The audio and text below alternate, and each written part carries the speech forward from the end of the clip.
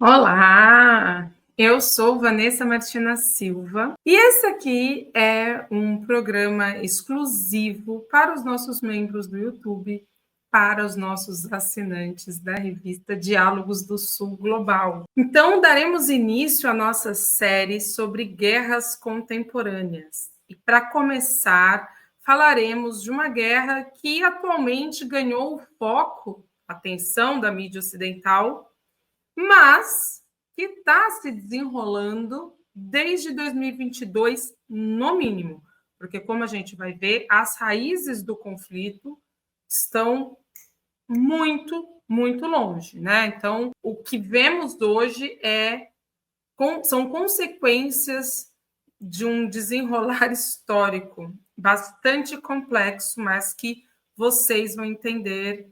Espero que todos saiam daqui compreendendo o conflito da República Democrática do Congo. Quais são os atores principais, os demais países envolvidos, por que se fala de ingerência de Ruanda.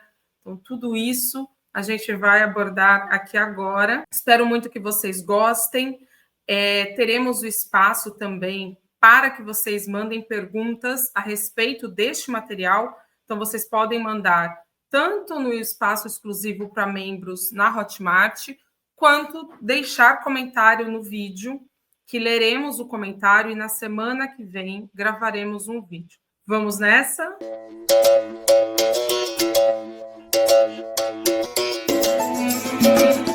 Me apresentando, eu sou Vanessa Martina Silva, sou jornalista formada, sou diretora e editora da Diálogos do Sul Global, da nossa revista. Eu sou formada em jornalismo pela Unesp, em Bauru. Eu tenho especialização em políticas públicas para superar a desigualdade na América Latina, pelo Claxo, e mestrado em integração da América Latina pela USP. Bom, também sou analista internacional, sou mãe de pet, tenho 2 cachorros, 8 gatos, é muito, eu sei. Também integro a diretoria do Centro de Estudos da Mídia Alternativa Barão de Tararé e a diretoria de comunicação do CICRAL Brasil, que é o Centro de Integração Rússia-América Latina. Então, com essas credenciais, começamos aqui, então, a falar deste conflito, que é um dos mais mortais da história recente, seguramente. Nós temos, se somarmos o período todo de guerra, né, não contarmos apenas a partir de 2022, mas se remontarmos aí às raízes do conflito, chegamos facilmente a mais de 6 milhões de mortos, entre 6 e 7 milhões de mortos, ou seja, é algo realmente aterrorizante. Bom, então, como eu disse, hoje falaremos da guerra no Congo. Vamos compreender aí quais são os elementos em torno deste conflito, entender por que o M23, que em muitos veículos, muitos jornais, eles são tratados como rebeldes, são tratados como uma força insurgente, mas, na verdade, é um grupo terrorista que pratica violações de direitos humanos sistemáticos na República Democrática do Congo. Também vamos falar dos países envolvidos, né, como eu falei, e vamos falar de algo muito importante, né, que é o roubo sistemático, o saque de recursos da República Democrática do Congo, um dos países mais ricos do mundo em termos de recursos naturais. É impressionante a quantidade de riquezas que esse país tem. E até janeiro de 2025, só para dar uma ideia, nós temos 7 milhões e 300 mil deslocados internos e 86 mil congoleses como refugiados em países vizinhos. É importante também a gente fazer uma distinção entre a República do Congo e a República Democrática do Congo. Embora tenham Congo no nome, são países diferentes, nunca foram um país só, eles se diferem desde a colonização.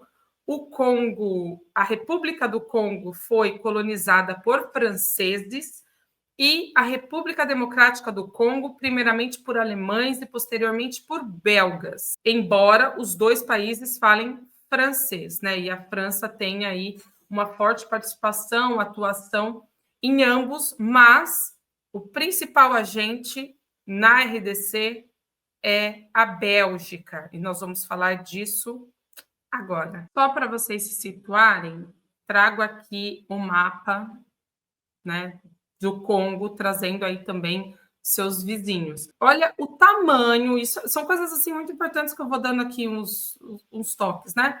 Primeiro, percebam o tamanho da República Democrática do Congo. Ela é enorme, maior que todos os outros países. Ela não tem litoral praticamente, né? Quase que um país mediterrâneo. Olhem aqui em cima de Luanda, né? Você vai ver uma pontinha minúscula, assim, um dedinho, que é o litoral da RDC. Então, muitas vezes, inclusive, ela faz o escoamento dos minérios pela Tanzânia, pelo outro lado, porque é muito difícil. A região mais rica fica aqui no leste, onde está Ruanda, Burundi. Aqui.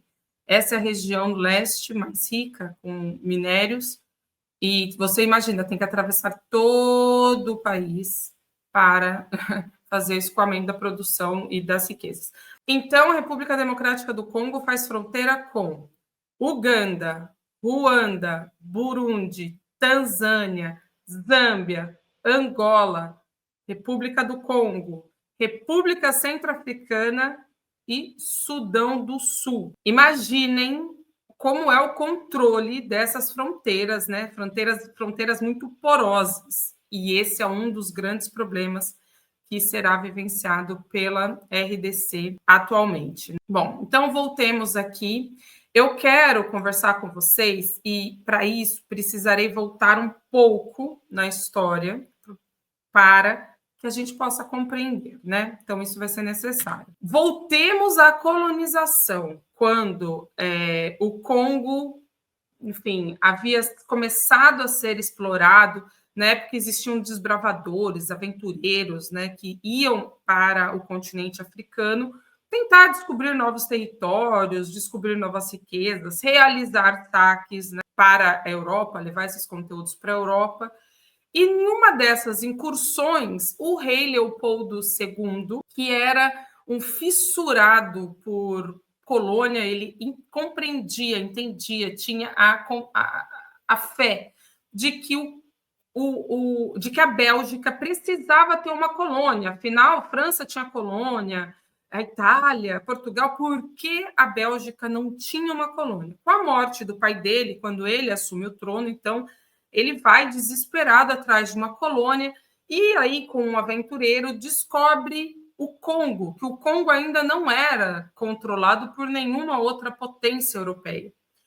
E ali ele faz os trâmites e, para ser mais fácil, ele reivindica o Congo para si mesmo, algo totalmente inusual. Então, o Congo ele se torna uma colônia do rei, uma colônia privada. É o único caso, pelo menos que eu tenha noção aí, dimensão, é o único caso de um país que se torna colônia individual, pessoal do rei. Durante a Conferência de Berlim, né, naquela cena em que o mundo é dividido, né, o que a África é dividida aí para várias potências europeias, ele consegue convencer os demais países de que ele deveria explorar o Congo em uma missão que ele dizia ser contra a escravidão árabe, contra a escravidão árabe das pessoas, dos habitantes do Congo. E ele se vende como um humanista, pacificador, como alguém que vai levar a civilização e que vai doutrinar, catequizar aquelas pessoas, né? Trazê-las mais perto da Europa, retirando os bárbaros árabes que estavam colonizando, que estavam escravizando, né, as pessoas daquela região. Com esse discurso, que era mero blá blá blá, ele convence, enfim, os demais países e é concedida a ele a exploração do Congo. Foi algo sem precedentes, assim, o que ele conseguiu fazer ali. Ele convenceu o mundo inteiro de que ele estava fazendo uma boa ação, quando, na verdade, ele estava explorando a população de uma maneira assim, das mais chocantes, imagináveis, né? Então, ele primeiramente ele fez uma iniciativa com várias empresas, ou seja, uma iniciativa privada mesmo, várias empresas que eram um guarda-chuva, vários nomes para uma empresa que era dele. Então, ele tinha várias empresas dele mesmo explorando o Congo e recebeu também muito dinheiro de outras empresas cujos donos aí mais desavisados acreditaram nesse blá blá blá do Leopoldo dizendo que estava fazendo boas ações, né, no Congo. Então, nasce o Estado Livre do Congo, que vai de 1885 a 1908. Então, percebam como é uma colonização tardia essa do Congo, né? Então, aqui na América, a gente já tinha quase todos os países se independizando, né? Então, estávamos já nesse momento de independência e o Congo sendo colonizado neste momento. O que a gente tem é isso, né? Metade da população morreu durante o regime colonial, tanto sob o domínio do rei Leopoldo quanto da Bélgica, que a gente vai falar na sequência. A exploração, os recursos mais abundantes neste momento que eles conseguiam explorar era borracha e o marfim. A gente, para isso, eles massacraram a população, realizando regimes de escravização. Então, era mentira que ele estava combatendo, na verdade, ele estava implantando um regime de escravização. E aí eles criaram um método, né? Ele e digamos que era o representante dele no Congo, eles criaram um método de terror, né, na população, que se não extraísse a quantidade necessária de borracha, então a exploração era mais ou menos como no Brasil, né? Foi na Amazônia. Você precisava percorrer enormes distâncias dentro da mata, da selva, e extraindo, né, o caldo da seringueira, de onde você faz a borracha. Então, a seringueira é como se ela chorasse, sai um líquido, e aí você precisa, com um pote, conter esse líquido, e esse líquido depois se torna a borracha. Com a alta demanda da Europa, então o Leopoldo ele vai pressionando cada vez mais a produção no Congo, e para isso ele tinha cotas, né? Então todas as cidadezinhas, vilarejos, todos, aldeias, tudo precisava cumprir com uma cota. Quando essa cota não era atingida, os braços e as mãos eram cortadas das pessoas. E o exército belga tinha uma meta também, né, de amputações. Isso saiu do controle, e aí a gente viu realmente, e não há registros de quantas pessoas foram mutiladas, mas sabe-se que foram muitos congoleses, e a implantação do regime de horror, de terror, né, com o sequestro de mulheres e crianças, essas mulheres e crianças sendo destinadas para a exploração sexual e um massacre. Então, qualquer levante, qualquer tentativa dos congoleses de se insurgirem era brutalmente reprimido, criando um ambiente de medo, né? Então, as pessoas tinham terror, medo de tentar resistir, porque suas vilas eram queimadas, suas casas eram destruídas, as mulheres eram roubadas. Então, esse regime de terror que ele implantou foi continuado com o Congo belga. Então, quando o Leopoldo é obrigado a se afastar, porque começaram a vir à tona denúncias da crueldade com que o Congo estava sendo explorado, registros, livros, reportagens jornalísticas começaram a sair na Europa, porque ao mesmo tempo que o Leopoldo tomava essa frente, né, de exploração, ele também mantinha os missionários que iam para lá tentar catequizar as pessoas, etc.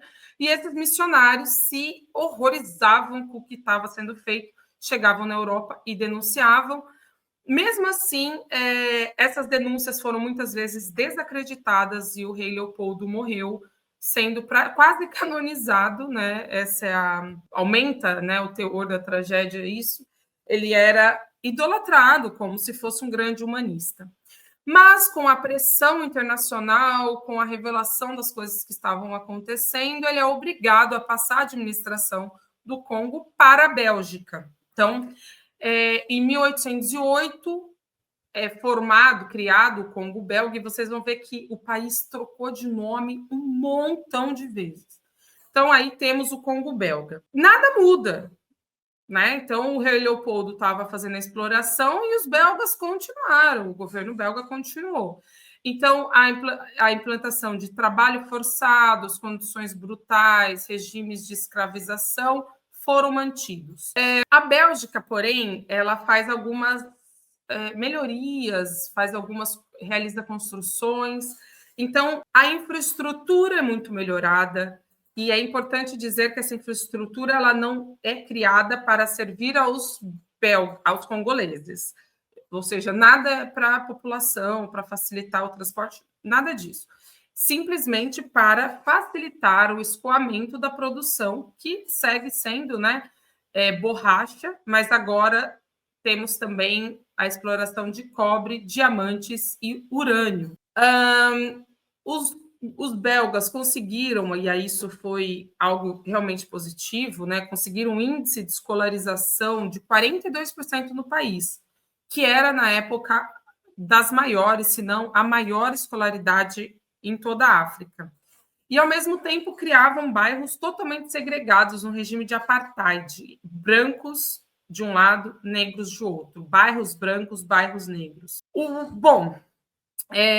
Então, eles constroem escolas, cidades, hospitais, mas tendo esse recorte de que tudo tinha como destino, como fim, favorecer essa colonização belga. Porém, nos anos 1950, começa um grande levante africano por independência. Então, os movimentos independentistas se alastram por toda a África e chegam também no Congo. A partir desse momento, né, da década de 50, líderes congoleses vão se destacando e começam a fazer enfrentamento com o regime belga, com o exército belga. O destaque desse período é Patrice Lumumba. Lumumba é uma figura importantíssima, até hoje reivindicada por belgas e também por outros africanos, pelo seu ímpeto guerreiro e também aí pelas suas características, né? Ele era independentista, ou seja, ele era totalmente #fora Bélgica, panafricanista, então ele tinha uma visão de que a África tinha que se unir e que trabalhar em coesão. Ele era anti-imperialista, algo muito importante, e, como eu disse, né, fora Bélgica, #fora Bélgica. Esse movimento liderado por Lumumba, ele é bem sucedido e a Bélgica conquista, enfim, a independência nos anos 1960, em 1960. Patrice Lumumba, então, se torna primeiro-ministro do Congo, né, da República do Congo, e aí ele enfrenta um grande, enorme, gigante desafio. O Congo, ele é muito rico, como eu disse, tem muitas minas de vários minérios muito preciosos. E uma dessas regiões riquíssimas, no caso, é Katanga, que fica mais ao centro do país, não fica no leste, fica mais no centro do país, essa província ela se insurge contra Lumumba. E Lumumba tinha uma visão de que o Congo deveria permanecer unido, mas Katanga inicia um movimento independentista, queria se separar. Esse levante começa a trazer problemas e Lumumba, que ali tinha sido recém-impostado, recém-primeiro-ministro do Congo, ele pede ajuda à ONU e pede ajuda aos Estados Unidos para conter o levante, para conter aquele movimento. Nem ONU, nem Estados Unidos, nem nenhum outro país quis intervir, quis ajudar, porque não queria se indispor com a Bélgica, que nesse momento, apesar da independência, ainda tinha influência, principalmente nas Forças Armadas. Boa parte do exército era branco liderado ainda por belgas. Lumumba, vendo-se ali totalmente acuado, pede então, se os Estados Unidos, Europa, a própria ONU, né, não querem apoiá-lo, ele pede ajuda para quem? Para a União Soviética. E estamos falando de um momento de Guerra Fria, em que Estados Unidos e União Soviética disputavam cada milímetro, né? Cada milímetro de influência que eles tinham, e a África era um dos maiores territórios dessa disputa. Ao fazer isso, ele acendeu o alarme mais alto que poderia ressoar, né, nos Estados Unidos e na Bélgica, que se juntam a esse movimento separatista de Katanga e promovem um golpe de Estado contra Lumumba. Então, a verdade é que ele ficou pouquíssimo tempo à frente do Congo. Em 17 de janeiro de 61, ele não dá nem para falar assim, o que aconteceu com ele. Ele foi brutalmente torturado, desmembrado, teve o corpo dissolvido em ácido, e isso serviu tanto para ocultar o que a participação da Bélgica e da CIA, como também para evitar, ou seja, evitar que os congoleses reivindicassem o corpo, que tivesse uma mobilização grande no país em torno desse cadáver. O envolvimento, né, da CIA e da Bélgica foi provado anos depois, e após a morte do Lumumba, nós temos um período de grande instabilidade política, de golpes de Estado, ditaduras, e aí emerge, né, desse movimento, desse cenário político, outra figura muito, muito importante, que atuava no exército, inclusive, que é a figura de Mobutu Sese Seko. Então, o Mobutu, ele pega a aura ali, né, do movimento independentista, desse nacionalismo, e ele reivindica que o Congo deve, na verdade, se voltar às raízes africanas. As pessoas são obrigadas a mudar o nome, ter um nome africano. Ele próprio muda o antigo nome dele, se não me engano era Desarri, alguma coisa. Ele muda para Mobutu Sese Seko, é maior o nome, mas vamos ficar com isso aqui. Mobutu Sese Seko, e chega ao poder através de um golpe também, com o apoio dos Estados Unidos, França e Bélgica. Então, lembrem que eu falei que a França tem uma forte atuação? É isso. Apesar de não ter colonizado, mas ela tem grande influência. Afinal, o Zaire, como o Mobutu rebatizou, o país, o Zaire, então, ainda tem grande influência da França e é francófono, né? Bom, nós temos o país transformado em uma ditadura, esse regime do Mobutu, até pelos vários levantes que ocorriam no país, é um país também muito fragmentado em termos de etnias. São muitas etnias atuantes, e as fronteiras do Congo, da RDC, elas são bem artificiais, né? Porque elas foram feitas pelos belgas de maneira arbitrária, e essas fronteiras, então, agregam dentro dela várias etnias que muitas vezes não se dão muito bem.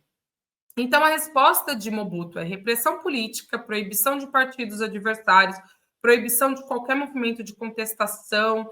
Essas pessoas eram presas, desapareciam, eram executadas, tortura, né? Então, essas práticas de tortura, perseguição durante esse regime. Isso vai gerando indignação. Então, pensem nisso nesse período de 30 anos aí que ele fica à frente, 20 e poucos anos, né? Quase 30 anos que ele fica à frente do Zaire.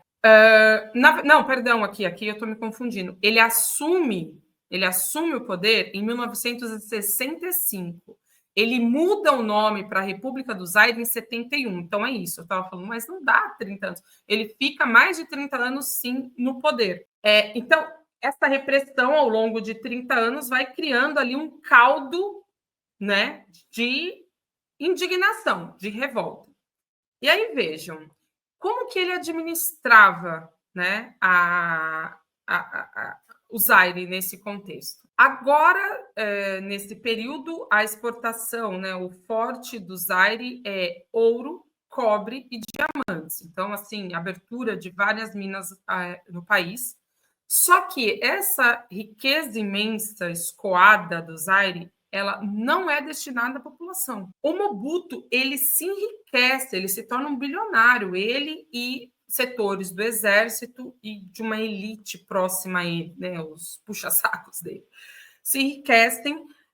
A corrupção é extrema, a infraestrutura que existia no país, ela é desgastada, né? Então ela vai se perdendo, vai sendo corroída. A gente vai vendo um caos crescente na economia, porque a economia ela vai se deteriorando de uma maneira contínua, né? Só que ele conta com as costas quentes do apoio do Ocidente, principalmente Estados Unidos, Europa. E ele conta com o apoio também de outros países da região, como Angola, Moçambique, além dos Estados Unidos, França e Bélgica.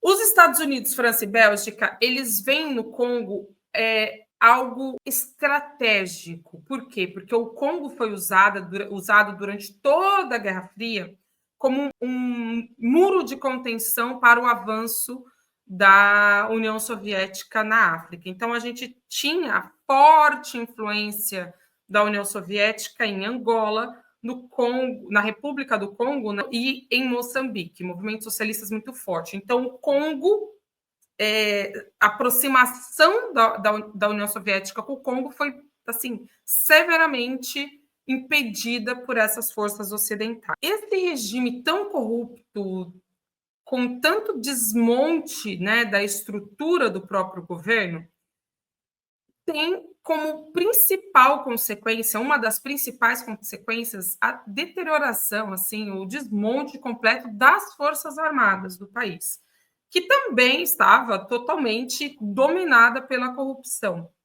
Isso é importante para o que vamos ver a seguir, tá? Então, guardem essa informação. Com o fim da Guerra Fria, as potências ocidentais perdem o interesse por Mobutu. As violações de direitos humanos se tornaram quase que insustentáveis, porque já não valia a pena, né, para o Ocidente pagar o preço de esconder ou de, ainda assim, respaldar esse regime. E com a perda de apoio, temos o quê? A crescente indignação com as crises econômicas, com as crises políticas, porque ele estava já muito questionado, e os levantes sociais. Como resultado desse período, né, a gente chega aos anos 90 com vários conflitos armados ao longo do país, que o exército não consegue rebater. A resposta é repressão política, mas ela já não é o suficiente. Uma desigualdade social estrondosa e e a eclosão e o pipoco de vários conflitos regionais, né, dentro do Zaire neste momento.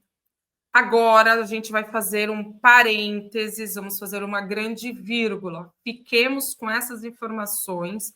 Chegamos nos anos 90, estamos falando do Mobutu. A gente precisa fazer aqui uma pausa para entender o que estava acontecendo num país vizinho, em Ruanda, para que possamos compreender os acontecimentos vindouros. Bom, então, em 94, Ruanda tem um genocídio, né? O início de um genocídio. Por quê? O que rolou, né? Voltando lá nos belgas, os belgas também colonizaram Ruanda. E ali eles tiveram um modelo de colonização muito focado em criar disputas internas entre as etnias que compõem o país. Os Hutus e os Tutsis, famosos, né, pelo genocídio em Ruanda. Então, aí nós temos, por exemplo, o filme Hotel Ruanda, que é um exemplo, né, do que aconteceu e como aconteceu. Os Tutsis são minoria em Ruanda.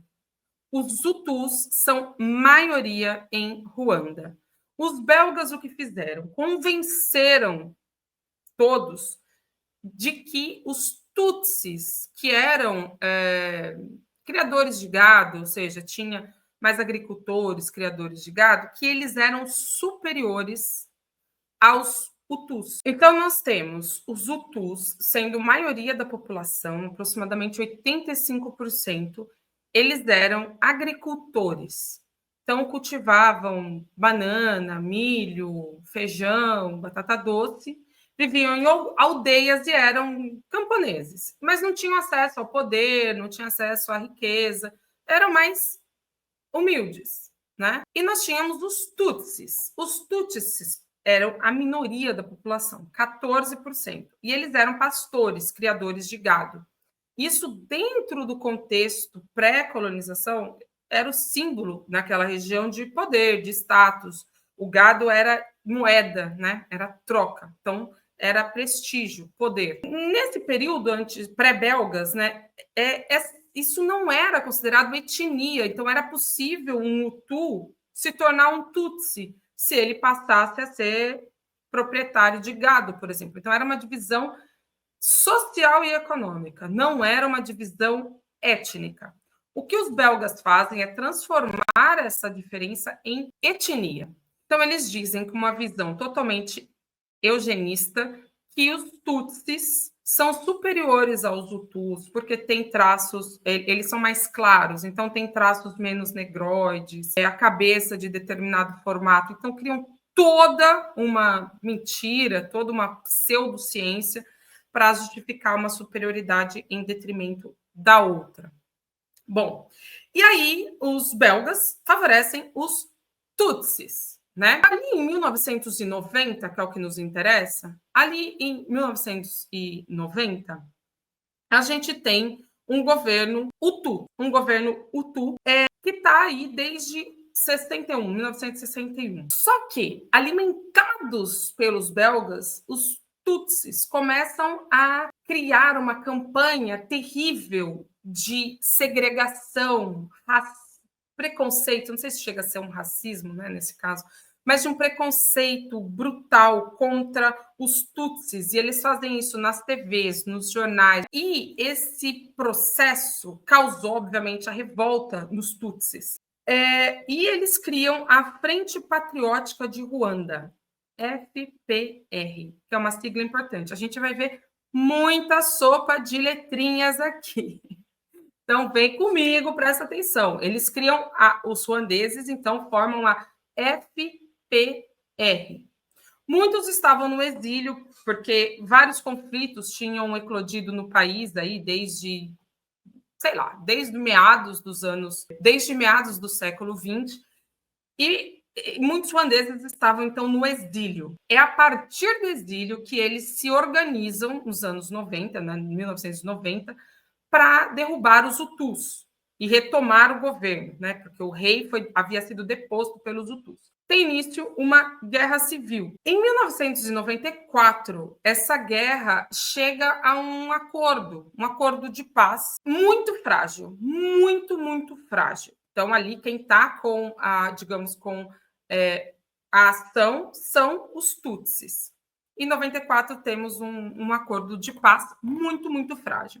Quase que imediatamente após esse acordo de paz, o presidente Hutu estava viajando de avião, tinha voltado de uma reunião importante, acompanhado de outro presidente, se não me engano, do Burundi. E o avião dele cai.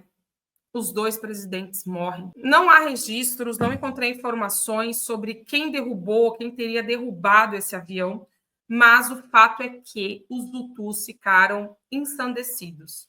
E eles começam a formar milícias para extermínio dos Hutus. Perdão, os Hutus formam milícias para extermínio dos Tutsis. Extermínio. Eles são 14% da população. E a meta, sem exagero, era limpar Ruanda da presença de Tutsis. Esse é o chamado genocídio de Ruanda. Tivemos 800 mil assassinatos em apenas 100 dias. São exterminados, mortos, 800 mil Tutsis e Hutus moderados. Quem são os Hutus moderados? São pessoas que não concordavam com a perseguição dos Tutsis, que não queriam matá-los, que não queriam, enfim, não estavam de acordo e também eram assassinados. Então, tem casos assim de casal, né? Um homem Hutu, uma mulher Tutsi, o homem obrigado a assassinar a própria companheira. E assim, familiares, vizinhos principalmente, terrível, assim, pouco cabe de comparação do que aconteceu ali em Ruanda. E o que é grave, gravíssimo, terrível, é que ONU e Bélgica estavam no país e não fizeram nada, supostamente porque não tinham prerrogativa para fazê-lo. Eles viram um genocídio acontecendo em tempo real e não fizeram nada, tá? O que nos interessa para voltar a falar da República Democrática do Congo? Nós tivemos milhões de refugiados que fugiram para o Zaire. E como que esse conflito termina? Quando a FPR, lembrem que foi organizada para derrubar o governo Hutu, a FPR, liderada por Paul Kagame, que até hoje é presidente de Ruanda, tá? Então, Paul Kagame lidera as forças que conseguem entrar e destituir, né, acabar com aquele processo que estava acontecendo, tem uma pacificação do país ali, né, mais ou menos, mas acaba com o extermínio. Ele consegue uma estabilidade econômica, ele consegue uma estabilidade política, e a partir da estabilidade política ele tem também um desenvolvimento econômico, ele tem um país estável, e esse país estável atrai a atenção no investimento de potências ocidentais, que acham o Paul Kagame um déspota esclarecido, porque ninguém nega que são realizados muitas violações de direitos humanos em Ruanda. Mas é isso, né? Diante da barbárie, estou falando aqui entre aspas, então, por favor, se você só está ouvindo, veja que eu estou fazendo aspas o tempo todo aqui com as mãos. Então, diante da barbárie, que poderia ser, que foi com o genocídio de Ruanda, ou com o que se vê, né, na vizinha República Democrática do Congo, diante disso, os países ocidentais preferem o déspota esclarecido, preferem Paul Kagame a qualquer outra alternativa. E essas alternativas políticas são brutalmente perseguidas, têm os seus direitos humanos violados, etc, etc, etc. Então, aqui encerramos, mais ou menos, o capítulo Ruanda e voltamos para República Democrática do Congo. Então, a gente vai entender agora quais são as consequências para o então Zaire desse genocídio de Ruanda. Imaginem que, embora seja um país enorme, mas do nada chegam 2 milhões de refugiados. E esses refugiados não são quaisquer refugiados. Eles são Hutus que se estabelecem no leste da República Democrática do Congo, na região de Kivu. Então, a gente tem o Kivu do Norte e o Kivu do Sul, são as províncias, né? Então, eles se estabelecem nessas províncias. Só que quem são esses Hutus? Não são quaisquer Hutus, são os genocidários, são os militares, soldados, milicianos que cometeram o genocídio. São pessoas que participaram da matança de Tutsis. E isso é muito importante. Isso é muito importante. Guardemos essa informação. Quando eles chegam, né, no Zaire, o Mobutu, aquele presidente que já estava com a popularidade lá embaixo, crise econômica batendo, crise social, o caos instaurado, o que ele faz? Ele recebe bem, ele abriga e ele protege essas pessoas. Ruanda fez todo um processo que é conhecido, assim, é famoso internacionalmente, de reparação, de justiça, de memória, de verdade, processo com psicólogos envolvidos, envolvendo perdão, envolvendo milhões de coisas muito importantes, mas Ruanda também tentou julgar e punir esses genocidas. O Zaire não permitiu, não extraditou essas pessoas reivindicadas por Ruanda para que fossem julgadas. Esses Hutus, uma vez no Zaire, passam a perseguir os Tutsis. Tutsis esses, é bem complicado. Tutsis esses que já haviam fugido de um processo de conflito ocorrido em Ruanda no século XIX. Então, esses caras, os Tutsis, estavam já no Congo desde o século XIX. Os Hutus chegam e passam a perseguir esses Tutsis. E o Mobutu nada faz.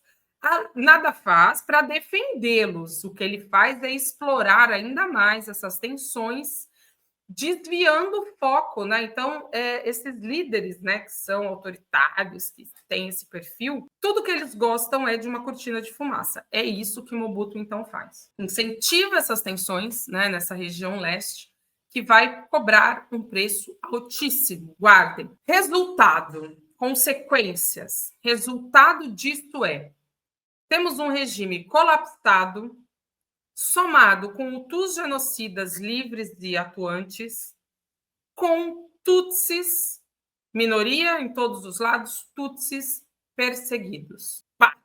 Esse é o caldeirão que dá margem para uma guerra regional. Então, nós chegamos aí à Primeira Guerra do Congo. Nesse momento, nós temos o avanço das AFDL, que são forças compostas por, prestem atenção, Angola, Ruanda e Uganda. Então, nesse mapa aqui, vocês podem ver aqui em cinza, estes 3 países, são os 3 países injerencistas que estão todo o tempo intervindo na RDC, né, no Congo, para roubar riquezas, para derrubar o governo, etc. Bom, esse mapa, então, mostra, né, como que as AFDLC avançaram. Então, nós temos aí, como vocês podem ver, essas forças, né, elas têm incursão praticamente no país inteiro. Elas vão avançando, vão conquistando território. Esse período, então, vamos, né, esse período dessas forças lideradas dentro do Congo, lideradas por Laurent Kabila. Então, as AFDL, lideradas internamente por Laurent Kabila e externamente por Uganda, Ruanda e Burundi, conseguem chegar até Kinshasa. Kinshasa é a capital do Congo. Se você pega o mapa, vamos voltar aqui o mapa, só para vocês terem a dimensão. Kinshasa está em cinza, aqui onde está escrito Republic of the Congo. Você vê aí Kinshasa. E vejam onde está Uganda, Ruanda e Burundi. Então, eles chegaram até tá? Atravessaram todo o Congo, tiveram domínio aí praticamente do país inteiro. O Kabila, o que ele faz? Esse aí, essa figura simpática, né, rechonchudinha, bem alimentada, é o Kabila. Então, ele usou recursos da mineração para financiar as forças rebeldes e recurso que chegava aí do exterior. Com esse dinheiro, após tomar aqui em caixa, ele se proclama praticamente presidente. Ele, nesse período, né, ele firmou vários contratos que permitiam a empresas ocidentais explorar as riquezas do Congo, do país que ele ainda não administrava, mas que viria a administrar de fato. Então, o que a gente viu lá com Mobutu continua aqui. Saque de recursos naturais, a mineração financiando o movimento dele, né? População Hutu, dessa vez, né, virou o jogo, como a AFDL é apoiada por Ruanda, então o massacre é contra os Hutus. E o Mobutu, que ainda era presidente, mas com a tomada de Kinshasa, ele é obrigado a se refugiar, ele vai para o Marrocos e morre logo depois. E aí o Kabila, ele renomeia o país, vai e volta de nome, como República Democrática do Congo. Houve um íntere ali nos anos 60 em que já havia se chamado República Democrática do Congo. Eu pulei para não ficar tão longo, né? Então, tantos detalhes. Não vem ao caso. mas o país deixa de ser Zaire e volta a se chamar República Democrática do Congo, nome que permanece até agora. Resultado da Primeira Guerra do Congo, mais 200 mil mortos, uma pior ainda maior da vida da população, né? Imagina, é um país que vive em guerra praticamente, e guerra civil, né? É muito delicada essa situação. Uma vez no governo, Kabila, que já tinha, né, botado as asinhas de fora ali, estava fazendo acordos meio escusos, né, com potências ocidentais, ele toma o mesmo caminho, né? Veja, então, a herança belga, ela é mantida. Os mandatários, os chefes, as pessoas que comandam o Congo, elas mantêm a mesma ideia de que o governo tem que ser saqueado, de que o país tem que ser explorado, de que a população só serve para alimentar a riqueza desses governantes, né? E é o mesmo caminho do Kabila, ele não muda em nada, né? Perseguição, entreguismo, pilhagem, corrupção. Bom, então lembremos, o Kabila tinha uma aliança com Angola, Ruanda e Uganda, que deram a ele condições de tomar o poder nesse período e derrubar o Mobutu. E também eles sempre querem derrubar o governo. Aí a gente chega na Segunda Guerra do Congo, também conhecida como Guerra Mundial Africana ou Grande Guerra Africana. Aí, ao lado, nós temos a quantidade de países envolvidos, tá? Ou seja, quase toda a África é envolvida nesse conflito, direta ou indiretamente. Direta, aqueles países que a gente já sabe, Uganda, Ruanda e Burundi. Vamos lá. Então, esse mapa é interessante para a gente ver a dimensão. Essa guerra ocorre de 98 a 2003 e é a segunda maior guerra mundial após a Segunda Guerra Mundial, né, que se trava na Europa. Então, essa travada em África é a outra guerra, né, da nossa era, é a segunda maior entre todas. Agora, o que está sendo explorado? Entra o coltan, que é um metal super raro, entra em ação o coltan, continua o saque de madeira e diamantes e ouro. Só que esse material, esses recursos, não é que eles são explorados, que eles são vendidos, eles são roubados, saqueados por Ruanda, Uganda e Burundi. A tríade ali. Então, assim, tem relatórios e relatórios dizendo comprovando que esses países exportam muito mais ouro do que eles produzem, exportam mais diamante do que eles produzem. Então, é nítido e é comprovado o saque e a expoliação dos recursos da RDC. O que acontece? O Kabila rompe com o governo, com Ruanda, Uganda e Burundi. Ele rompe. Então, deixa de ser interessante essa aliança que ele tinha. Ele rompe essa aliança e o primeiro gesto que ele faz é expulsar os militares ugandenses e ruandeses que estavam atuando ainda no país, e ele substitui, ele retira os tutsis do exército. Quando ele faz isso, Ruanda e Uganda acende o alarme ali, eles ficam, sei lá, super alarmados, entendendo que é um ato de traição e que então os tutsis vão ser de novo assassinados dentro do Congo. E aí eles preparam uma resposta. Então, eles passam a Ruanda como uma proteção, decide armar o Reagrupamento Congolês para a Democracia, RDC, que começa as ações no leste, naquela região riquíssima, né? Imediatamente, Uganda fala: eu não vou ficar para trás, e passa a armar o Movimento pela Libertação do Congo, MLC. Esses movimentos provocam massacres, destruição, estupro, uso de crianças soldados, então recrutamento em escolas, essas crianças são forçadas a combater. Então, esse processo ele leva a esse agrupamento de forças, né, e aliados. Então, de um lado, nós temos Uganda, Ruanda e Burundi.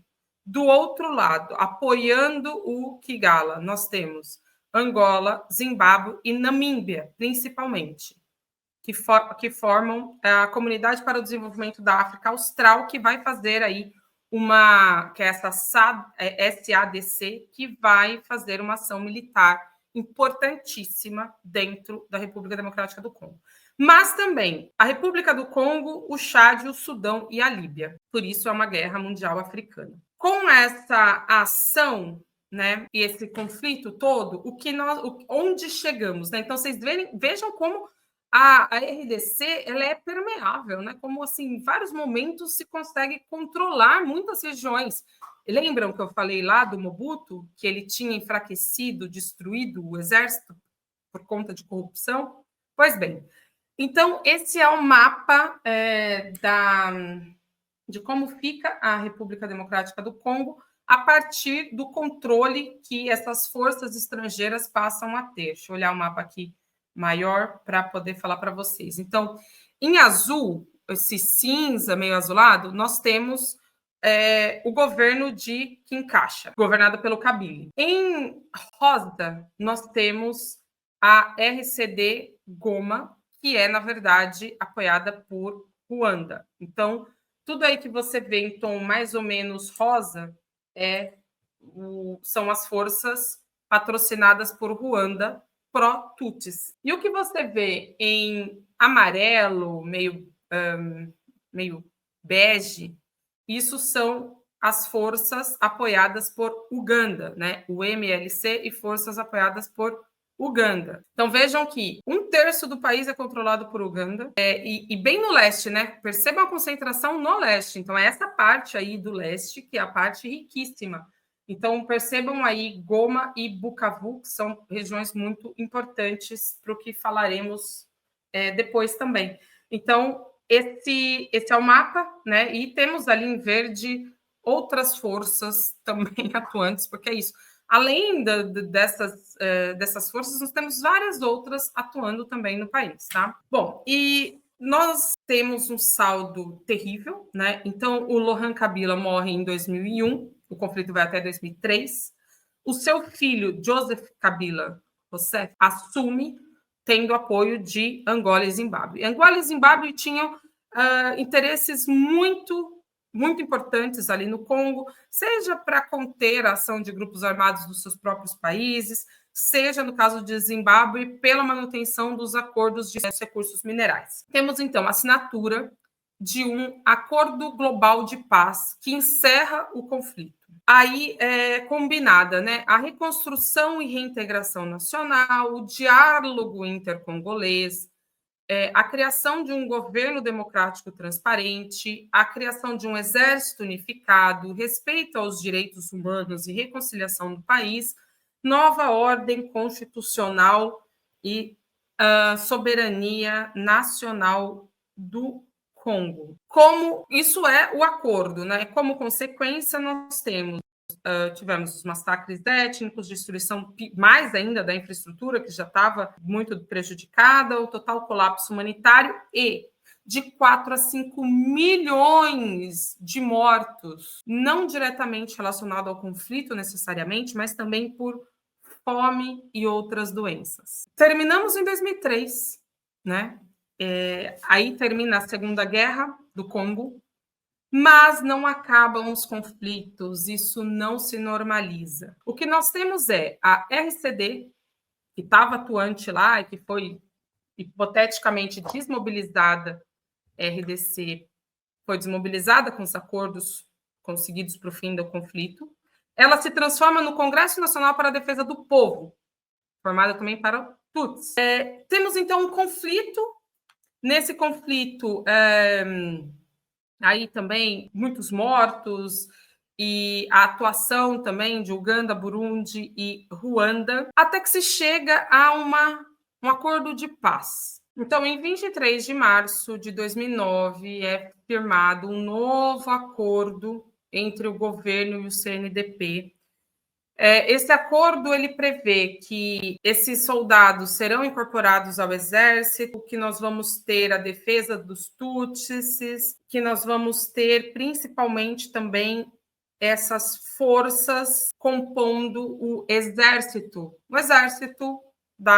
do Congo. Tá? Acontece que uma parte, então, desse CNDP rompe e forma o M23. Então, hoje a gente vê esse nome, né, o M23, sendo falado e chamado de terrorista ou rebelde ou insurgente. A origem está aqui. O nome é derivado disso, desse acordo de 23 de maio de 2009, que, segundo o grupo, esse acordo não foi cumprido pelo governo, não houve a incorporação total, como eles queriam, né, desse movimento no âmbito político, até porque o Kingala Filho, ele também reprime os movimentos políticos, a oposição e etc. Então, essa dissidência, esse M23, ele reivindica o quê? Defesa dos Tutsis em Kivu do Norte, proteção contra os Hutus, da FDLR, então é a força que atua ainda no país, Força Hutu, retorno dos refugiados Tutsis que estão em Ruanda, então o direito deles retornarem para o Congo, e cidadania congolesa, essas pessoas Tutsis, porque elas acabaram num limbo, né? Nem são ruandesas e nem são Tutsis, nem são congolesas nem são ruandesas, quando, na verdade, como eu falei, elas são descendentes de um grupo que estava já no Congo desde o século XIX. Como crítica ao M23, nós temos o argumento de que, na verdade, se trata de um proxy ruandês, ou seja, é uma força externa agindo no Congo para desestabilização, para gerar conflito, derrubada de governo. A atuação como sendo ilegítima, justamente por esses fatores que eu falei. O fato deles não terem base popular. Então, bom, pensemos que os Tutsis já são minoria em Ruanda. No Congo, eles são uma minoria da minoria. Enfim, então, essa crítica, inclusive, é uma crítica que o próprio governo hoje, o próprio governo de Ruanda, o próprio governo do Congo faz contra o M23, ou seja, não quer negociar com o M23 porque fala que é ilegítimo e fala que, na verdade, não tem uma ação que represente os interesses da RDC, né? Porque depende de apoio estrangeiro. Então, não é um levante da população congolesa, é uma ação de Ruanda para defender seus interesses. Em 2012, então, a gente pode colocar mais ou menos aí para ter o marco do conflito atual, pelo menos em 2012, né, que é quando tem o primeiro levante do M23 no leste da República Democrática do Congo. Então, eles tomam a cidade de Goma, lembra que eu falei lá atrás que Goma era importante? Então, eles tomam Goma, que é do Kivu do Norte. Eles têm apenas 1.000 combatentes, mas uma força, ou seja, uma força capaz de tomar uma cidade grande, tá? Muitas denúncias de violação de direitos humanos e violações essas que incluem estupros, saques, execuções, administração de territórios, tendo como fim a exploração predatória, extorsão da população, pilhagem de fazendas, exploração de minas, recrutamento de menores, violação de direitos humanos e a atuação, né, de Ruanda. Então, a atuação de Ruanda extraindo recursos do Congo. Só que aí o que acontece? Esse cenário ele não é encarado como em movimentos anteriores, né? E a comunidade internacional, a ONU e a SADC, né, que é aquela força africana, passam a pressionar Ruanda com sanções e uma pressão diplomática. Então, não vai atrás do M23, já que o M23 é um proxy, vai atrás de Ruanda. E aí, Ruanda, então, muito pressionada, é obrigada a suspender o apoio ao M23 e esse levante, ele morre, né? Ele é encerrado, é derrotado, e a cidade, então as forças saem de Goma e é feito um acordo de paz regional. E nesse acordo de paz regional é importante, né, a participação de Ruanda. Nós temos um segundo conflito. A minha ideia era que essa exposição durasse apenas 1 hora, eu já passei para variar, né? Mas nós temos uma segunda rebelião que começa em 2017, e essa rebelião ela tem vários episódios de tomada de regiões, cidades que vão num crescente com relação à importância, né? E, finalmente, no começo de 2025, eles fazem uma ofensiva relâmpago no leste. Então, é surpresa, porque eles até então estavam agindo como milícia. Mas eu acho que a partir de 2024, mas com maior força em 2025, o que nós temos é a desconfiguração do movimento do M23 como uma milícia. Ele passa a ser um exército regular. Por quê? Porque tem muito recurso de guerra.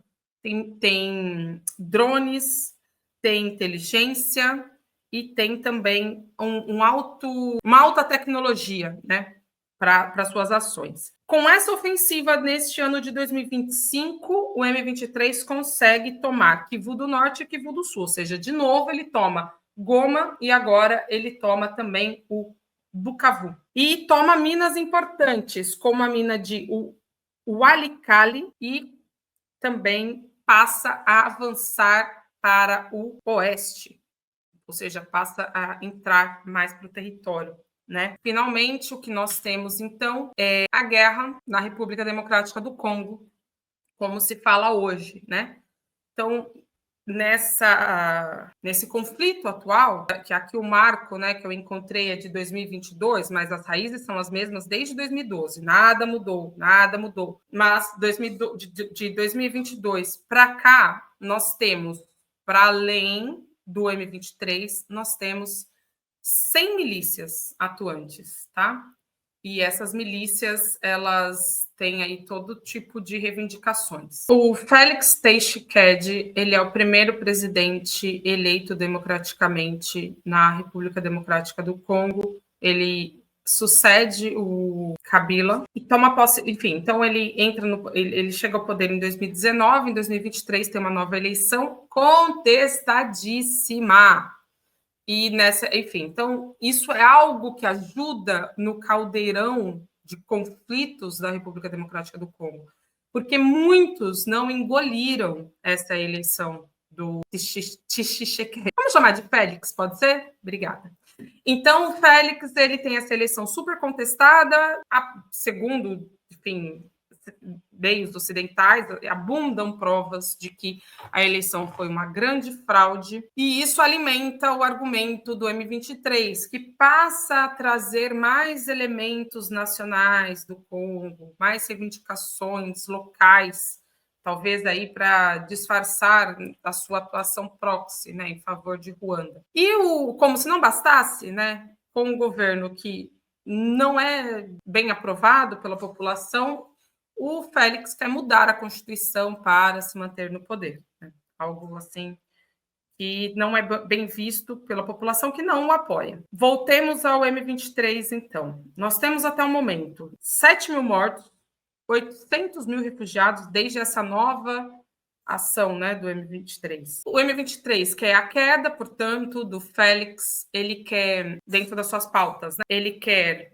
a distribuição de terras comunais para os Tutsis, ele quer anistia para o atual conflito e conflitos anteriores, ele quer incorporação das suas forças pelo exército, quer o retorno dos refugiados Tutsis, quer uma política efetiva contra a discriminação de minorias e a queda do Félix, como eu já falei. Estamos no impasse. Então, este mapa, ele mostra como está a ação, o avanço do M23 dentro do Congo. Ainda está bem concentrado no leste, perto de Ruanda, perto do Burundi, perto de Uganda, mas vocês veem que tem um bracinho ali entrando, né, para o sentido oeste. A situação do campo de batalha, como vocês sabem, muda todos os dias. E recentemente, como isso é um material mais atemporal, eu vou evitar ficar tratando de temas muito quentes, né, dos últimos acontecimentos, porque, como eu disse, isso muda o tempo todo. Mas o cenário, ele é Ruanda negando envolvimento com o M23 para que não tenha que se envolver nesse acordo, enfim, um eventual outro acordo a ser realizado. Como os analistas veem a solução para esse conflito? Cara, muito complicado, porque, primeiro de tudo, o governo congolês ele tem que decidir o que o M23 é. Se é um mero proxy, se tem reivindicações legítimas da população do Congo, quem que integra esse M23, porque o governo do Congo diz que não são congoleses. E o governo de Ruanda, o próprio M23, fala que são congoleses, porque são descendentes dos Tutsis que vieram, que estão aí desde o século XIX. Então, gente, entende? Isso é importante para definir o caminho da negociação, da solução de paz. De fato, não houve nenhuma política de nenhum desses governos no sentido de amenizar esse conflito, de pacificar. Afinal, não é um conflito originário da República Democrática do Congo. Não foi o Congo que gerou esse conflito, não é endógeno, não foi criado na cidade. Isso foi alimentado pelo Mobutu e nenhum outro presidente, os Kabila, não fizeram nada para pacificar isso, para resolver. Então, é óbvio que os Tutsis precisam ser defendidos. Os Hutus foram vítimas de massacre. O ideal é que os Hutus fossem julgados, sim, por Ruanda, que se entregassem ao genocida. Gente, isso é crime de guerra, genocídio não prescreve, não existe perdão, não existe comutação, não existe nada disso para um crime de genocídio. Um genocida é um genocida, ele precisa ser preso e punido. E a República Democrática do Congo não coopera, isso alimenta o discurso de Ruanda, que sempre, quando é questionada, diz: eu não estou fazendo nada, mas acontece que os Tutsis estão sendo perseguidos, e eu não vou ver os Tutsis sendo perseguidos. Lembremos, Paul Kagame é um Tutsi. Eu não vou ver os Tutsis sendo perseguidos no país vizinho e achar que é normal e não fazer nada. Então, esse cenário é terrível. Precisa se definir o que é o M23, o que se quer com o M23. As negociações de paz que estão andando, principalmente porque a comunidade internacional passou a ter um olhar um pouquinho mais voltado, mas ainda também ignora, mais recentemente, com o avanço na cidade de Goma, os meios internacionais, o mundo ficou... de novo isso acontecendo. Então, essas negociações, elas precisam trazer o M23, porque eles estão muito bem armados. E é difícil que a gente imagine um cenário agora como o cenário do primeiro levante deles, em 2012, porque agora eles talvez tenham até mais recursos bélicos do que o próprio exército da RDC, tá? Ainda temos a influência e a ação de potências estrangeiras, como o caso de Reino Unido, França, Estados Unidos, que apoiam Ruanda. E a verdade é que o Félix ele está isolado politicamente neste momento, tanto pelas violações de direitos humanos que ele mesmo está promovendo, perseguição, etc., quanto por essa contestação das eleições. Então, tem aí vários setores que, desde 2023, estão engasgados, digamos, com ele. Ruanda, como eu disse, tem uma excelente relação com o Ocidente, tanto que o Reino Unido quer enviar refugiados para Ruanda, lembram? Eles querem enviar refugiados em troca de dinheiro, e isso daria certo prestígio para o Paul Kagame. E o Paul Kagame está assim, Kagame, né? Não está querendo se envolver. Há sinais de uma conversa entre o Félix e o Kagame para tentar aí chegar a um bom termo, mas nada ainda que seja crível, que mude o rumo dessa terrível história. Terrível história.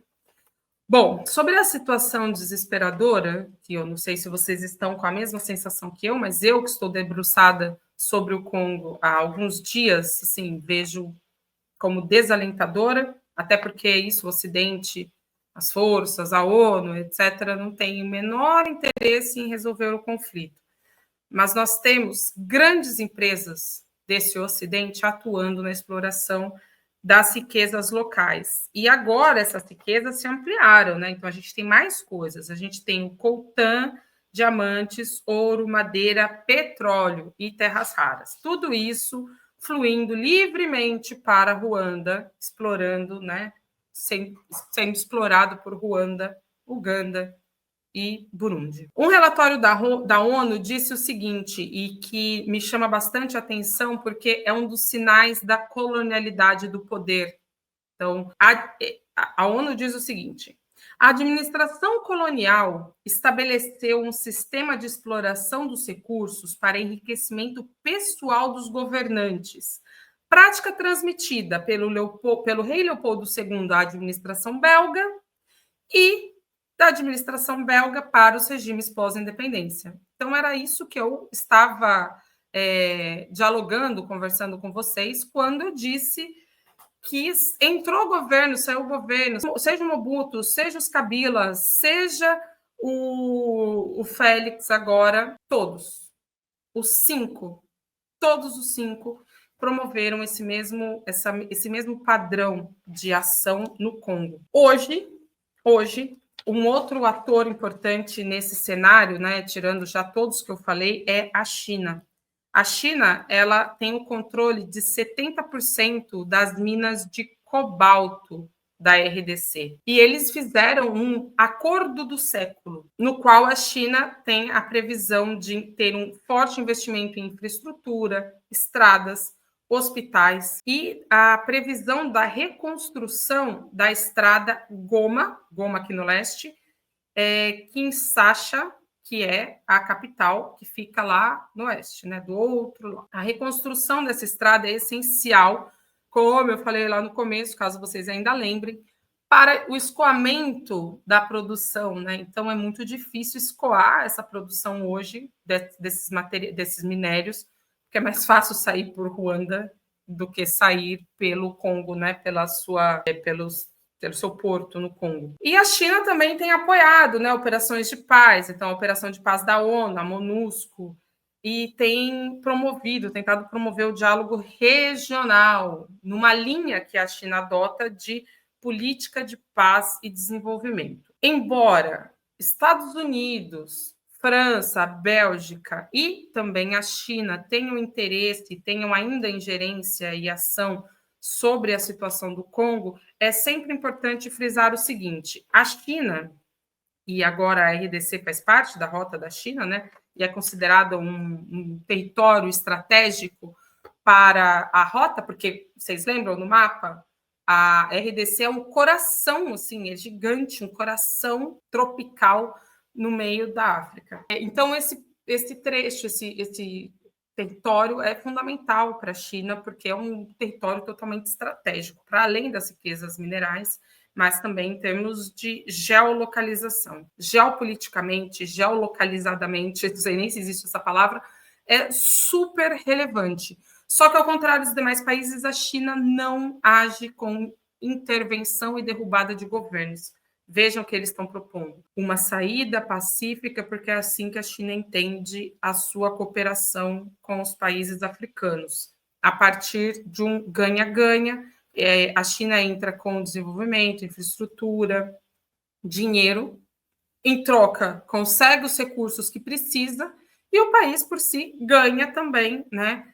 Porque fica com a infraestrutura, com os recursos da exploração e etc. Eu acho que consegui trazer um grande apanhado, um grande resgate do que é a República Democrática do Congo. Reforço, caso vocês ficaram com dúvidas sobre algum tema específico, vocês podem comentar o vídeo no YouTube, que eu vou monitorar, e na semana que vem, no mesmo dia que esse vídeo for gravado, só que na próxima semana, né, eu vou dar uma semana aí para vocês comentarem, eu gravo um novo vídeo exclusivo novamente para membros e vocês, para tirar essas dúvidas de vocês. Prometo responder todas ou a maior parte delas. Se tivermos bastante perguntas, tomara que sim. Vou responder a maioria, tentar responder tudo, e um vídeo que não passe de 15 minutos. Porque se você ficou comigo até aqui com 1h30 de exposição, eu te agradeço muito. E é muito importante conhecer, entender os pormenores do conflito, como chegamos até aqui, para que a gente não saia com resoluções fáceis. entende? Então, a questão do Congo e a má administração, essa mentalidade, porque é uma mentalidade de que o Estado tem que ser usado para benefício próprio do gestor, de quem está à frente do Estado, é uma mentalidade que foi herdada da colonização belga, ainda. O Congo só teve 5 presidentes pós-independência. Isso está sendo construído, mas o regime que também foi herdado dos belgas de repressão, opressão e brutal manutenção da população com medo, então isso é algo que impede o florescimento de novas figuras, de figuras democráticas, né? E lembremos que o Lumumba foi uma figura extremamente importante, reivindicada hoje pelos movimentos congoleses, reivindicados por toda a África como um grande líder. Então, o Congo, sim, produziu grandes líderes, líderes comprometidos com o povo, mas eles foram massacrados por ação de potências ocidentais. O que se parece muito com a nossa América Latina, né? Não vou me estender, já estou encerrando, mas aqui no nosso continente o que nós vemos é exatamente esse mesmo processo. A diferença é que a gente já tem mais tempo pós-colonização, né? Mais tempo de consolidação de uma democracia, de fortalecimento das instituições do Estado, políticas, cada país à sua maneira. Então, há países com essas instituições mais fortes, que eu diria que é o caso do Brasil, há países com essa instituição muito débil, muito fraca, muito volátil, que é o caso, por exemplo, do Paraguai. Então, é isso. Se vocês gostaram do vídeo, também deixe um comentário falando que gostou e também dando sugestões de como podemos melhorar. Espero que não seja mandando eu falar menos. É isso, gente. Beijo, obrigada e nos vemos. E o nosso próximo episódio dessa série sobre guerras contemporâneas será sobre a guerra da Síria. Ou seja, convença seus amigos a apoiarem a Diálogos do Sul Global, a serem membros do nosso canal, assinantes solidários, para terem acesso a esse material exclusivo. É isso, gente. Obrigada. Agora eu vou mesmo. Tchau. Até a próxima.